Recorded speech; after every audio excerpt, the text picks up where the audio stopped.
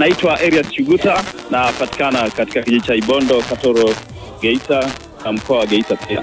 Kwanza kabisa niwashukuru hapa studio ya Deutsche Welle Kiswahili kwa kunipa nafasi ya kupeperusha salamu za Pasaka mwaka 2026. Salamu zangu za Pasaka naomba zianze hapo studio kwa watangazaji wote wa DW, lakini pia ziwafikie wazazi wangu mzee Shiguta Joseph Shiguta pamoja na mama yangu mzazi anaitwa Joyce William, wote wakiwa Ibondo. Lakini pia ziwafikie familia ya baba mkwe wangu ambaye yuko pale Singida, Sepuka Mnang'ana Singida, mzee Hamisi Kitiku yuko pale Mnang'ana Singida. Na pia ziwafikie mchungaji Ferdinand Bundala wa kanisa la AIC Imani na mwinjilisti Samuel Zakayo wa kanisa la AIC Ibondo. Lakini pia zimfikie Boniface Steven baba Salapia akiwa Katoro na mdogo wangu Fikiri Shiguta akiwa Bukoba. Sasa Elias, wote hao unawaambia nini wakati huu wa Pasaka?